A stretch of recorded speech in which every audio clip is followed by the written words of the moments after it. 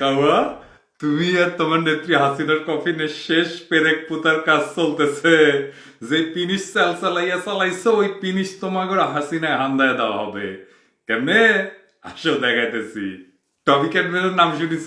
হ্যাঁ, এই যে দেখো, চেনো তো? হ্যাঁ, এই দেখো তার টুইট। তো সে করছে যে এই মাসের শেষে ইন্টারন্যাশনাল ক্রিমিনাল কোর্টে হাসিনা আর তার সহযোগীদের বিরুদ্ধে মানবতার বিরুদ্ধে অপরাধের মামলা রুজু করতে চাইতেছে। তাই ভদ্রলোকরা যারা চিনেন না তাদের বলি, তিনি একজন অত্যন্ত উঁচু মানের আন্তর্জাতিক অপরাধ বিশেষজ্ঞ। হেগে মানে হাগু করার না, কিন্তু মানে নেদারল্যান্ডসে বা হল্যান্ডে হেগ বলে একটা শহর আছে, সেইখানে আন্তর্জাতিক অপরাধ বিচারের জন্য আদালত আছে।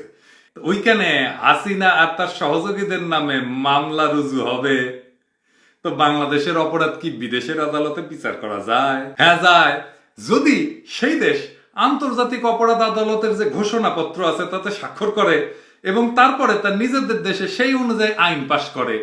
তো আন্তর্জাতিক অপরাধ আদালতের এই ঘোষণাপত্রকে বলে রোম স্ট্যাটিউট। মানে রোমে এটা লেখা হয়েছে। তো বাংলাদেশের সাইন করছে আর বাংলাদেশে আইন হিসাবে গ্রহণ করছে 2010 সালের সম্ভবত 23শে মার্চ। তো এই পদ্ধতিকে বলে র্যাটিফাই করা আর কি।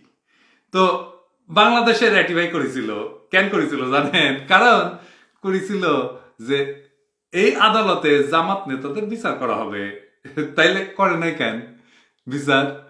ওই যে কয় না, আওয়ামী লীগের তো বুদ্ধি বেশি কিন্তু আক্কেল কম। এই আদালতের ঘোষণাপত্র মানে এই যে রোম স্ট্যাটিউট, এটা লেখা হয়েছিল 2002 সালে। তাই তার আগের অপরাধের বিচার এটাতে হয় না। বিচার হইলেও জামাত নেতারা খালাস পেয়ে যেত, সেটা অন্য আলাপ। যাই হোক, কামডা কইরা আওয়ামী লীগ ভালোই করছে। এখন এই আদালতে হাসিনা আর তার সাঙ্গপাঙ্গ লেসপেন্সারদের দইরা দইরা বিচার করা হবে। তো কি কি অপরাধের বিচার হয় এই আদালতে? যুদ্ধাপরাধ, এই যে যুদ্ধাপরাধ, মানবতার বিরুদ্ধে অপরাধ, গুম খুনের অপরাধ, গণহত্যার অপরাধ। হাসিনা যুদ্ধাপরাধ ছাড়া আর সবগুলোই করেছে। কিন্তু এই আদালতে কারো বিচার হচ্ছে কি? হচ্ছে এই যে থমাস লুবাঙ্গা। হ্যাঁ, এই থমাস লুবাঙ্গা, এটা প্রথম কেস ছিল ইন্টারন্যাশনাল ক্রিমিনাল কোর্টে। তো ওই একটা ছিল মিলিটারি লিডার ওই কঙ্গোর। তো সে ওই শিশু যোদ্ধাদের রিক্রুট করছিল, বাচ্চাদের দিয়ে যুদ্ধ করাইছিল আর কি। হ্যাঁ, এবং 2012 সালে তার অপরাধ প্রমাণিত হয় এবং 14 বছরে জেলে যায়, যা বাংলা হইয়া যায়। তারপরে এই যে জার্মেন কাটাঙ্গা। তো ওই কাটাঙ্গা ও ও কিন্তু কঙ্গোর আর কি। হ্যাঁ, তো একটা মিলিশিয়া লিডার ছিল এবং সে মানবতার বিরুদ্ধে অপরাধের অভিযোগে অভিযুক্ত হয়, যুদ্ধাপরাধের অভিযোগে অভিযুক্ত হয়, যার মধ্যে খুন ছিল। এবং আরেকটা জিনিস ছিল, সেটা হচ্ছে সেক্স স্লেভারি। মানে ওই যে ইডেন কলেজে দেখেছেন না সেক্স স্লেভারি? ওই যে আমরা একবার দেখাইছিলাম। তো ওই রকম আর কি, ওই মেয়েদের ধৈরা ধৈরা বাধ্য করতো যৌন দাসত্ব করার জন্য, ওই যে ইডেন কলেজে যেটা হয়েছিল আর কি। তো আবার ওই যে শিশু যোদ্ধাও সে রিক্রুট করছিল।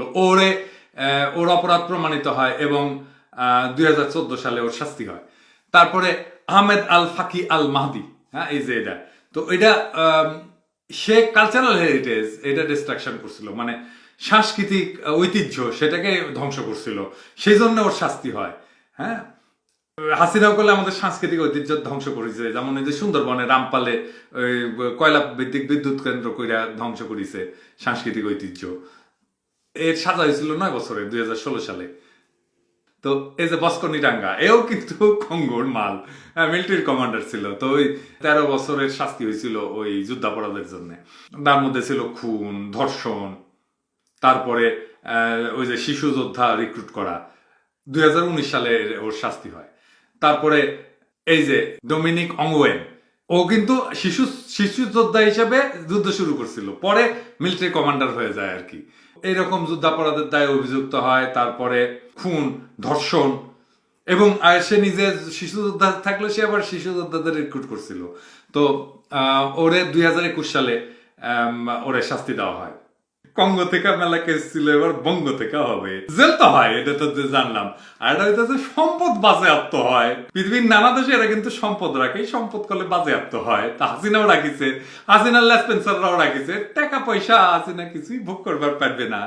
তো তো আমরা সবাই দেখবার চাই যে কপরদক শূন্য হইয়া শেখ পরিবার ফ্যাফা কইরা রাস্তা ভিক্ষা করতেছে।